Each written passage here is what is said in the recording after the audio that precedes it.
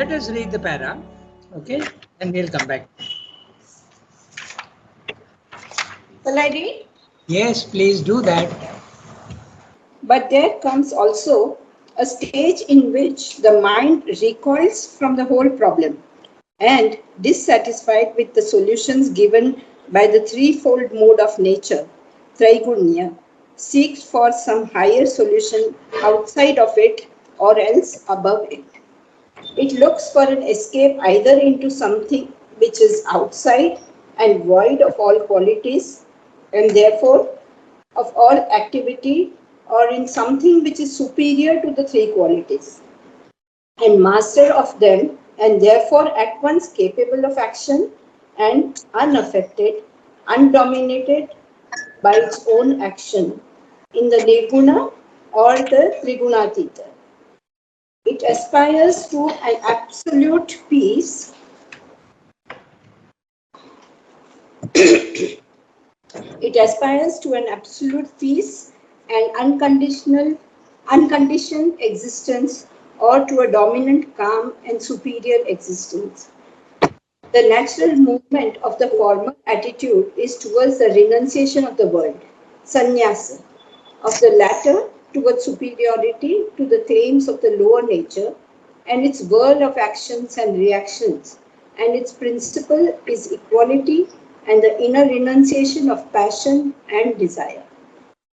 The former is the first impulse of Arjuna, recoiling from the calamitous culmination of all his heroic activity in the great cataclysm of battle and massacre, Kurukshetra, losing his whole past principle of action, inaction, and the rejection of life and its claims seem to him the only issue.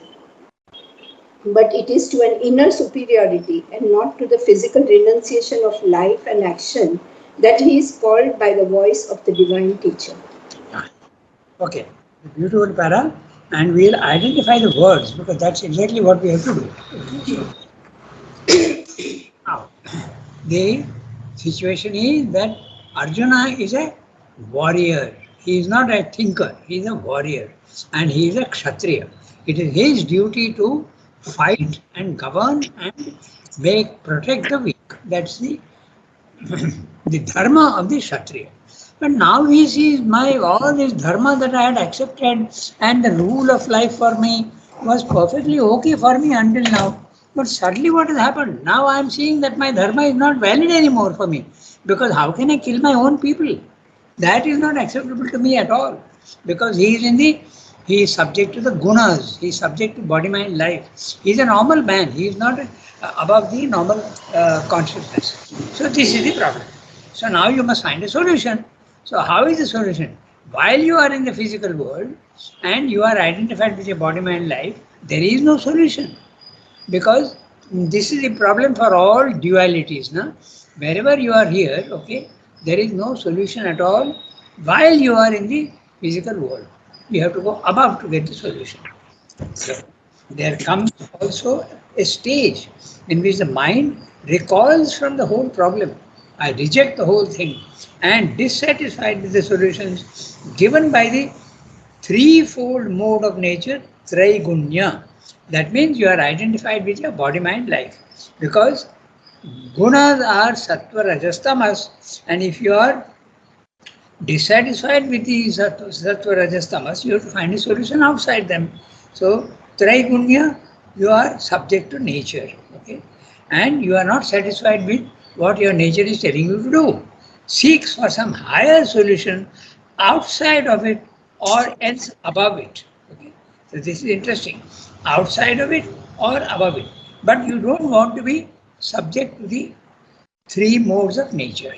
You have to seek elsewhere or outside. Two ways of doing it.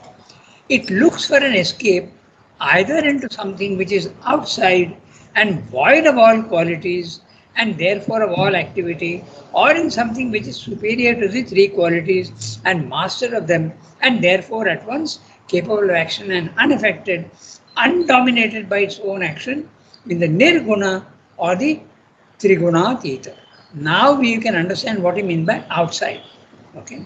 So, in the physical, so above is very clear.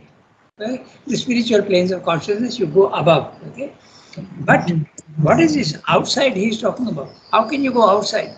So, when you go to the self, you are going out of your body mind life. That's the outside. And what is the result of the outside? Nirguna. Nirguna is very clear. No features. Okay. So obviously it's a self. And there you have the shunyam. And the world is the opposite of shunyam. The world is full of features, forms, colors, shapes, sizes. This is the feature, the guna. Okay. Trigunya, in fact, there are three gunas, sattva, rajas, tamas. So there are two solutions that man seeks for. One is nirguna. You go into the self. You go outside the physical world. The problem doesn't exist for you anymore. Okay? Because your problem was when you are plunged in your body mind life and you are subject to body mind life. Your thoughts, your emotions, and your actions in the physical world. But now you are outside and the problems of the mind don't bother you anymore. The problems of the vital don't bother you anymore. Who is the you? Your consciousness. You are not the body mind life. You are really the consciousness. You are the soul.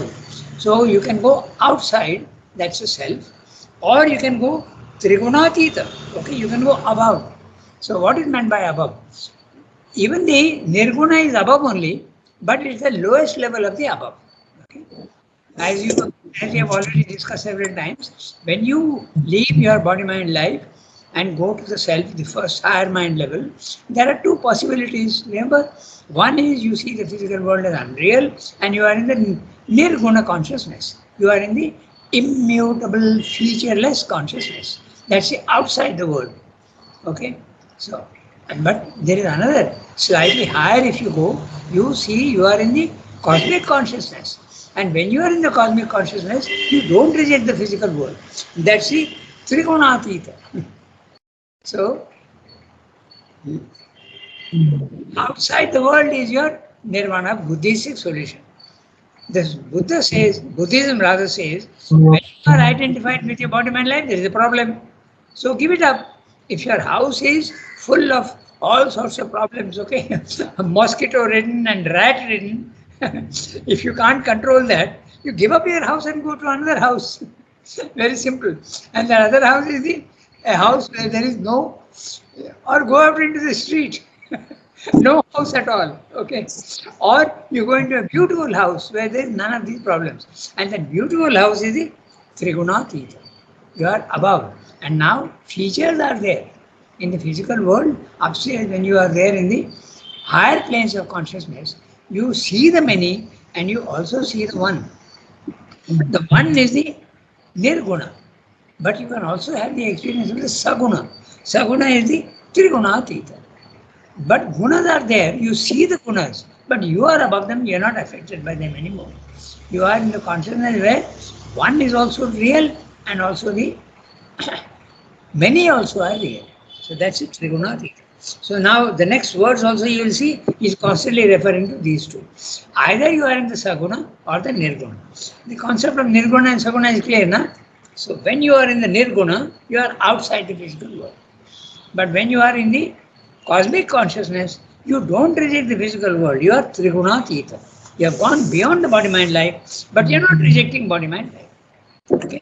So, it aspires to an absolute peace. The man who is subject to the gunas, he is trying to find a solution to his problem. Okay? And he either goes outside the world or he goes to the Trigunatita, where everything is positive. In the Nirguna, everything is negative, everything is cancelled. The reality of the world is cancelled.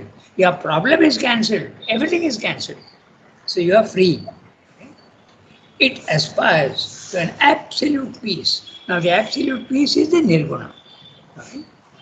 Only peace exists. Absolute peace. And unconditioned existence. Now, what does it mean, unconditioned? If it is conditioned, there are features. If something has got features, it is conditioned. It is conditioned by weight, it is conditioned by size, color, form. But unconditioned existence is featurelessness. So very clearly, he is saying that it is the self. The self is The solution is sought outside the world. But there is also another possibility. He is putting an or, okay? Either the nirguna or the dominant calm and superior existence. Dominant calm and superior existence is obviously the saguna, okay? It's a dominant calm. Dominant is a calm and you are superior to existence, but you are not rejecting the physical world. Okay? So there are two solutions to this problem. The Buddhistic solution is the Nirguna. The Advaitic solution and Sri Aurobindo solution, Vedantic solution is Saguna. Also, Sri Aurobindo goes one step more and he says, get both. Go to the third level and get both. Sri Aurobindo is never satisfied with simple solutions. Okay. The natural movement of the former attitude. Which is the former attitude? Going to the nirguna, going to the self, going to the nirvana. Okay? The unconditioned existence or absolute nihil, if you want. That's the former. So the natural movement of the former attitude is towards the renunciation of the world. Sannyasa. You give up the physical world. When you see the physical world as unreal, why the hell should you stick on to it? So you give it up. That's the ascetic path. Okay, you give it up because your problem is solved. But you have problem solved only. You have solved the problem only individually. The world continues to be in imperfection. Of the latter, towards superiority to the claims of the lower nature and its whirl of actions and reactions, and its principle is equality and the inner renunciation of passion and desire. Beautiful. So when you are in the Saguna consciousness, what is the character? Look at the words very carefully, okay? It is superior to the claims of the lower nature. Which is the lower nature? The body-mind life is the lower nature. And what is the claim of the body? What is the claim of the vital? What is the claim of the mind? Those claims are, the body wants comfort, liberation. It doesn't want disease. It wants to be free of death. So it has to go to a level where the claims of the lower, you have become superior to them. Okay. And its whirl of actions and reactions. Again, note, Sri Aurobindo is not saying only actions, but is also saying reactions. Because the world is acting on you and you are reacting. Again, we come back to that principle where Sri Aurobindo keeps on repeating. See, behind all these words, there are whole realities and experiences which you have to see. Again, we have spoken of them also. The whirl of actions and reactions. You are acting and there is a reaction from the physical world, or the world is acting on you and you are having a reaction. That is, someone gives you a slap and you react. You give a slap to somebody and somebody reacts to you. So both ways it is there. The universe and the individual. There's constantly a connection between the two and there's an interaction between the universe and the individual. That's why he's using the word actions and reactions. And there, in the latter, which is the Saguna, okay, its principle is equality and the inner renunciation, not the outer renunciation of body, mind, life, but the inner renunciation. This is Ranganath? Yeah, tell me. Isn't this a Trigunatita, not Saguna? You said the Saguna, but didn't you say it is a Trigunatita, not Saguna? That's what I was telling you. The Saguna is Trigunatita. Yes, you can say that. Okay. But the word Trigunatita is used in a very loose sense because when you are in the nihil also, you are above the gunas. So it depends on the context of what you are saying. Okay. Because the spiritual planes of consciousness, you remember there are four. There is the higher mind, there is the element mind, there is the intuitive mind and the overmind. These are the Trigunatita. You are above the body, mind, life. But you can have a cosmic consciousness or you can have the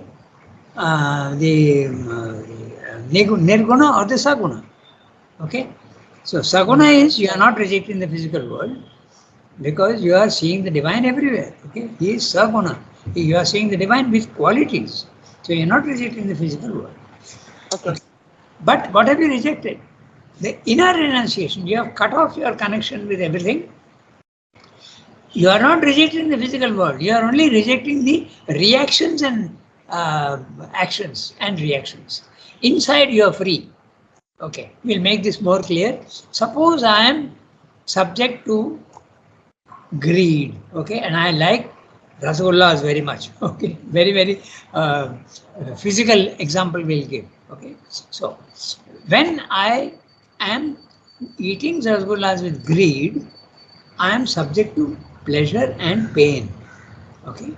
So there is a action and a reaction, because pain also can come. When I don't get the rasgullas, I am in pain, okay. So this is the, but if you cut the desire in you, whether you eat or don't eat makes no difference to you. Even the absence of rasgullas will make no difference to you because you have cut off the desire in root. That's what it means by inner renunciation, okay, of passion and desires. When you do that, you are free. And what you do will make no difference to you. Apply that to Arjuna. Arjuna is in the body mind life and he is saying, my God, if I kill people, I will be guilty. I am responsible for what I am doing. So what is Sri Krishna telling him? Go to a level where you are not responsible. Go to the level where you are outside your body mind life and you will be free of this guilt. There will be no guilt and no pleasure, nothing will affect you anymore. And there, what do you have to do? You will do what the divine is telling you to do. If the divine is telling you to remain quiet, you will remain quiet. Don't kill, then you won't kill. But if you have to do the divine intention and he says that it is necessary to kill, you will do it. So that's exactly what he's saying. So the two. So, Yeah. Rangada, this Yes. becomes a robotic life, no, in some way. It is not robotic. That's a, okay. What you're saying is very interesting. But this is also what the children always tell me. If you have neither pleasure nor pain, is it robotic? Because the robotic doesn't have peace, but you have peace. You have a sense of infinity. So it is not. But there is a period when you are giving up your desires, when not robotic, but there is a sort of disgust and a condition where everything you lose interest. Yeah, disinterestedness. That's what comes in, no? You do enter into a consciousness where everything seems to be a desert. It is true. If you read from those letters to sadhaks, many are complaining, life has no savor, life has no taste anymore. It's absolutely tasteless. But that's a passage you have to go through. So what you're saying, there is a certain fact, okay? When you give up pleasure, actually, in the physical world, okay, the drama of life is what gives you the enjoyment. There has to be good, there has to be bad. Why in all films and stories there has to be a hero and a villain? Yeah. Okay. If there is no villain, then there's no fun.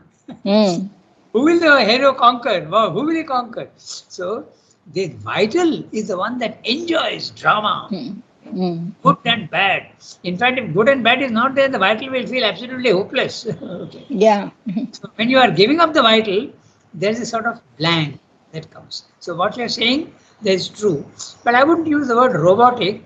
You enter into a place where there is no interest in everything and everything becomes tasteless. But this passage is absolutely necessary. It does happen. It does not happen if you are in a psychic consciousness.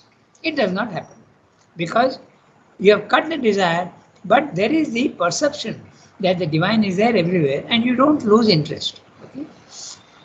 So it is something, in fact, you would have noticed that everybody, many, even Christ, okay, even Buddha, they had to go through, in Christ's life it is very clear, he had to go through the desert, what they say, they use the word desert. So that is a place where the transition between the desire and the desirelessness. Okay. What Tarika is saying, an element of truth is there. Okay. You lose interest in life. But that's a necessary passage. Okay. Yeah, if you think like that it is just a phase, then it is fine. That somewhere you will arrive. But otherwise, that portion is very difficult to pass. Yes, it's a very difficult passage. There is absolutely no doubt. And at that time, you can also get disoriented. Okay, that also. Yeah. That's why yoga is very dangerous. So everything in yoga is dangerous except the psychic emergence. That is the reason why he says, my yoga, get the psychic first, make your journey safe, okay, and then you climb up. Don't climb up before you get psychic. So then you may be safe, but you can also be very in great danger. Okay, so that's what he says. Rangada. Were Buddha and Jesus avatars? Yeah. Were they Yes. avatars? Buddha. Were Yeah. Buddha and Jesus, were they avatars? Yasmin, I'm sorry, but there was a disturbance and I could not. Rangada, she is telling, were Jesus and Buddha some Yeah. avatars or not? Of course, they were avatars. Sremda says that very clearly. They were avatars. But he does not say Rangada? that. Yes, tell me. Sorry, you complete your sentence. No. I'm asking about something different. Okay. Actually, I want to ask about Nirguna and Trigunatit, because Okay. in the second sentence, Ah, what it seems to say that Nirguna is escape, while Trigunatit is something which is superior, that's right. and then from there the action is done. Yes, exactly. Something which is superior to the three qualities and master of them, and Excellent. therefore at once capable of action and unaffected, undominated by its own action. Quite This right. is the Trigunati. That's right. Because if you are in the Nirguna and you reject the physical world, you are not acting. There is a tendency not to act. Yes. Okay. But you said, Rangada, that Huh? Saguna and Trigunatita is same. So that one I didn't understand. Oh, acha. Okay. No, but Actually, here he is not mentioning Saguna. That's why I was wondering. no, he's In not this mentioning. paragraph, He is not in a- mentioning Saguna. But what is the Saguna consciousness? You are seeing the divine in qualities. In other words, you are not rejecting the physical world. So there is a sort of equivalence between them. That's what I would think. Okay. When you are seeing that the divine is there in the physical world and you're not rejecting it, it's a Saguna. It can also come through bhakti. Okay. So Archanati, I think what I said is not wrong. Okay. The Trigunatita, you are not. Rangada, I'm not telling no. I'm just wanting. I mean, I wanted to be clear that Triguna Atita, because is it beyond Nirguna? What I mean, I don't know whether I have conveyed my question clearly. No. Like Nirguna is the stage of self, Yes. in which you are you become one with self, and you're away from you get yourself free from the gunas. Okay. Yeah. But Trigunatita is Sanskrit meaning also, and what he has written, what I am understanding. I mean, that's why I'm asking you, Rangada, because whether I'm right or wrong, See. that this means going beyond the self. I mean, stage higher, because you will be In this context. unaffected by the gunas, but still you will do the action. That's In what this. I understood. Maybe I'm wrong. No, Yes. you're not wrong. Yes. In this context, I told you because when Sunki asked the question, I told you that the word Trigunatita is used in a particular sense. Its very strict meaning is beyond the three gunas. Okay, but when you are beyond the three gunas, two possibilities are there, na? As he says in the Life Divine. Either you see the physical world as unreal and reject it. That's the he is using the word nirguna. Okay, but when you are not rejecting the physical world, okay, and you are embracing, he uses the word embrace the physical world, you are not rejecting it. So that in a sense you could say is the saguna. So triguna here is used in that sense. So particularly when he is contrasting it with nirguna. Nirguna also can be triguna, but here in this context, Srimad is very clearly saying nirguna or the triguna. So what you are saying, Archanati, is not wrong, but you have to see the context. Okay. So isn't it the or from the previous, from the first part of the sentence? It looks for an escape either into something which is outside and void of all qualities, and therefore of all activity, or in Yeah. something which is superior to the three qualities and master of them, and therefore at once capable of action and unaffected, undominated by its own action. In the That's Nirguna or the Triguna. I mean, that is how because I just read this paragraph, so I was, like yesterday, so maybe I've confused because I've read it before. That's why I was asking. no. So let's again sum up the whole thing. When you become Trigunatita, you are above your body, mind, life. This much is very clear. Yes, Yes, absolutely. Rangada. Now, Is it body mind life or is it sattva rajas tamas we are talking about? it is the It's same right. thing. It's the same thing. It's the Yeah, same thing. It's the it's the same same. thing, yeah. Because both are of the Prakriti. Yeah, that's right. Exactly. Okay. So, but when The you are mode in of the Prakriti. Trigunatita consciousness, there can be two actions. You know? One is you are rejecting the physical world, or you are not rejecting the physical world, you are in the cosmic consciousness, and you are not rejecting the physical world. Okay? So, at that time you are embracing the physical world. When you are embracing the physical world, why do you want to embrace it? Because you see that it is a reality, that there is God there. So that's a saguna. Yeah? Okay. Right. Okay, Rangada. So in this context, same is using the word Trigunatita, he is saying either it can be the self, the nirvana consciousness, which is the nirguna, and you are also in the Saguna consciousness, which is slightly above. If you want to say above, but it's a different aspect of the Trigunati. That's what I understand. Because he is continuing with that. See, he says it aspires to an absolute peace. Absolute peace, Nirguna, Nirguna. and unconditioned existence. Now he's using the word and. So, peace and unconditioned This is existence. the this That's is for right. the Nirguna. That's right. Ah, And or he's saying to a dominant yes. calm, the calm is there, the peace is there, but superior existence. That means you go to the. So this is the Trigunatit, isn't it? That's right. In this context, that's right. Yes. I think that's what he's meaning. In fact, he is contrasting the two. Two. Yes, Rangada. That's what I felt. I mean, He's that's why I contrasting. was. That's right. So, in the natural movement of the former is when you are rejecting the physical world. Nirguna. Yeah. That's right. You are renouncing the world. That's a sannyasa. Okay. You don't act at all. You don't want to act also. But of the latter, in the consciousness, when you are in the Trigunatita, in the Saguna consciousness, your dominant calm is there. So you're using very interesting words. Just see carefully. Dominant calm and absolute peace. Okay. Absolute peace means no action at all. Okay. But when he's saying dominant calm, there is a calm, but it is dominant. In other words, you can act also. When you Act are in that. acting, you are not fully calm. Okay. But the dominant calm is there. See the words, very interesting words he's using. Only the experience will make it very, very clear. But it's very clear what is it. He is contrasting Saguna and Nirguna. You can have this solution. Both are solutions.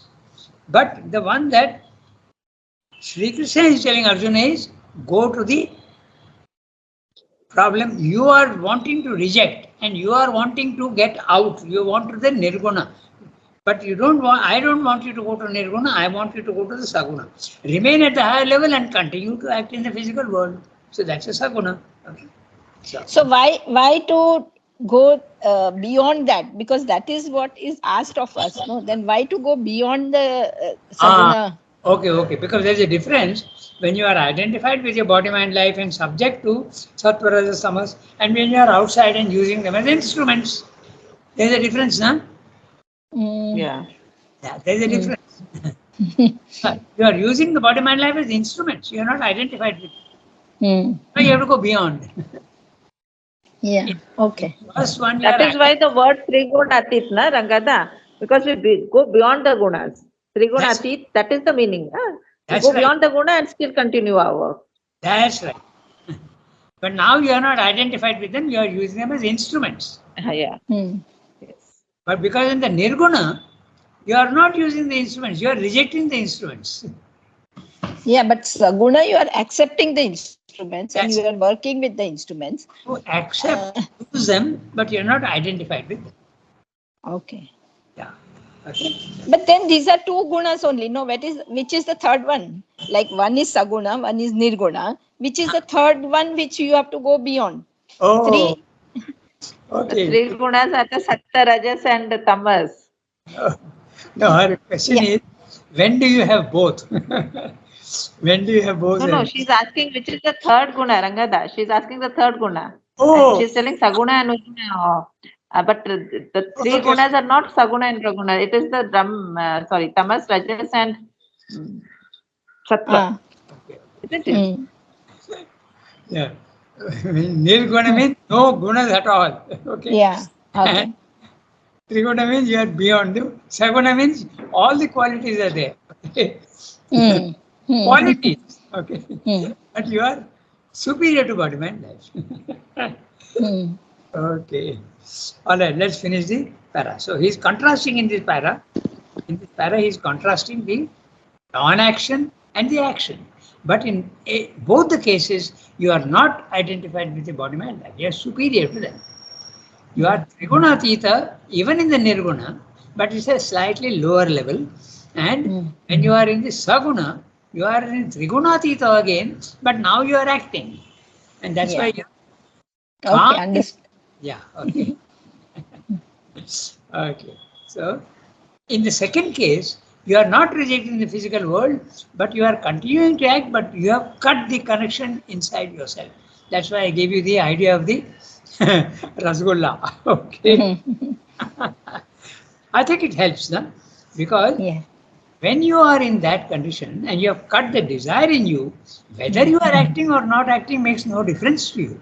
Okay, Hmm. that's the reason why Swayambhu was brought up from the age of 7 to 21. He was brought up in the West. Okay, in fact, even when he was in India, his father did not want him to come in contact with any Indian culture. So he put him in a Darjeeling school with nuns. Okay, so he was absolutely ignorant of Indian things. So when he was there, he got all the habits of the Western culture. He was drinking, he was smoking. Okay? But when he comes here, he is above them. And when he finds out that mother does not like smoking, he simply gave it up without any desire at all. So that's it. No reaction at all in him. Hmm. Right? So that's the difference. But if someone has to give up, like we had a very interesting case in the ashram, okay? I can tell his name also because he is not there anymore. His name was Kalyanta and he used to smoke. There were about 2 or 3 people in the ashram who used to smoke even when mother was there, okay? Even in the agenda, you will see that Satyam also has a habit of smoking, okay? So, mother makes a slightly derogative comment in the agenda about that. But anyway, she did not interfere. There was also Chiman Bhai, who used to smoke. Okay? Chiman Bhai was a Gujarati photographer and he also used to smoke. But when someone asked Kolanda, why are you smoking? You are attached to smoking. His reply was, oh no, I'm not attached to smoking at all. I have given it up so many times. So many times means he is picking up the habit again and again. So that's a joke we had. So this was the mother never interfered in a strict manner. She would always allow each nature to develop on their own lines without pressure. Okay, she would help you, but she will never impose anything on you. Okay? That's the interesting part. But if you are accepting and you are surrendering to her, yes. If you say, Mother, I want you to completely take over me, then she is to be very strict with them. Okay. I'll tell you one case where it's very, very interesting because there was our manager. He was a chameleon. His name was Amritada. Tarika may have seen him. I don't know. You have seen Amritada and Nolida? Tarika? Nolinida, yes, but Amritada, I don't. Nah, because he passed away. He passed away in the 60s. Okay. So he was a short, fair Brahmin, and he was the manager of the ashram. Okay. And he was all the, and he had to go to mother every day for the finances and getting documents signed and all that. And mother was very strict with him. Okay. She would even scold him. In fact, sometimes he used to get very upset. Okay. And sometimes she used to use very harsh words with him.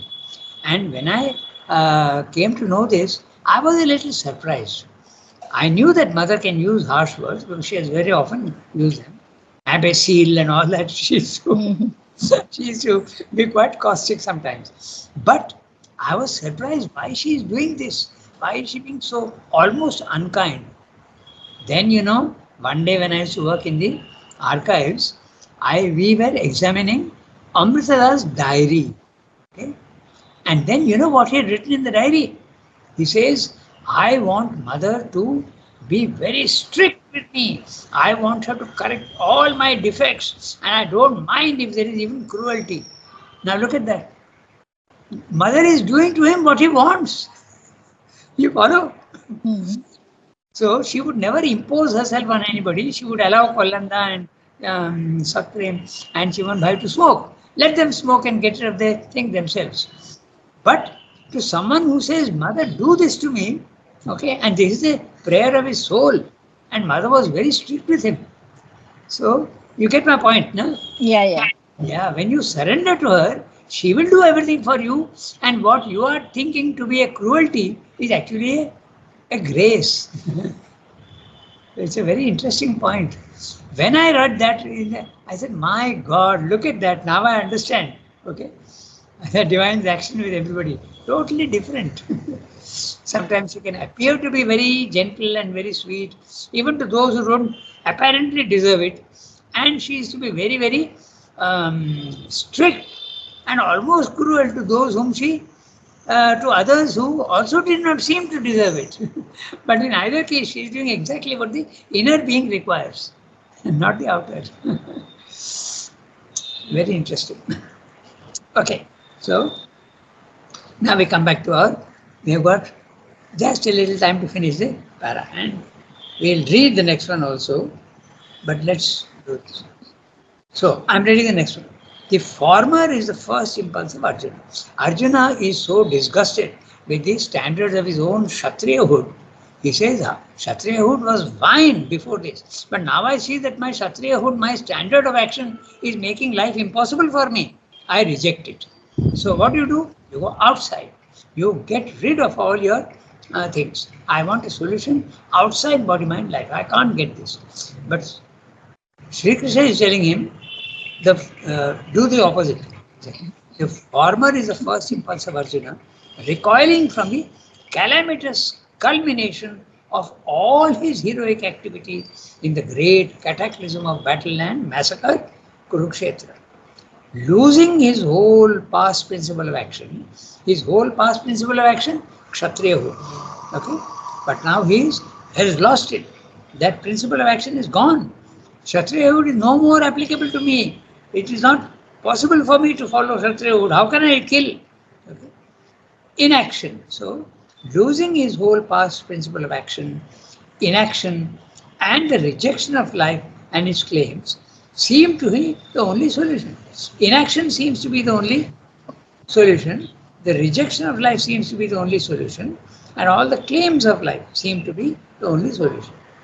But it is an inner superiority and not the physical renunciation of life and action that he is called by the voice of the divine teacher.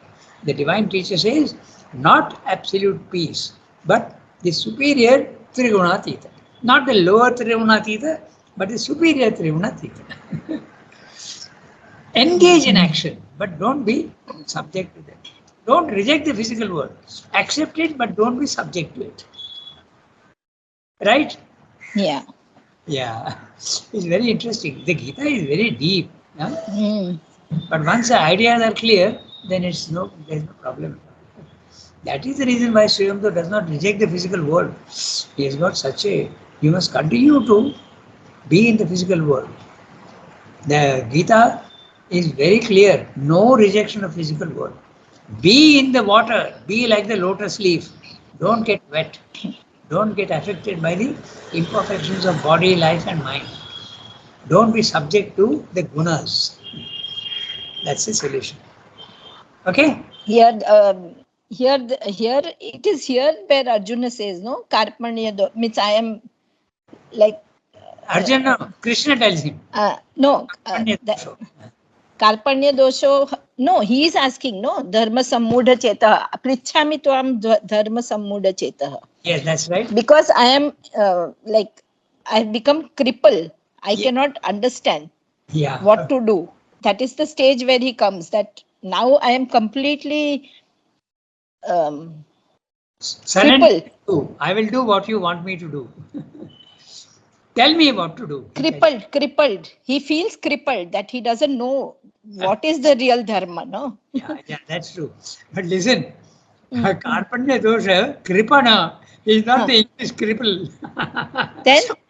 Although Kripana is weak and mean and small.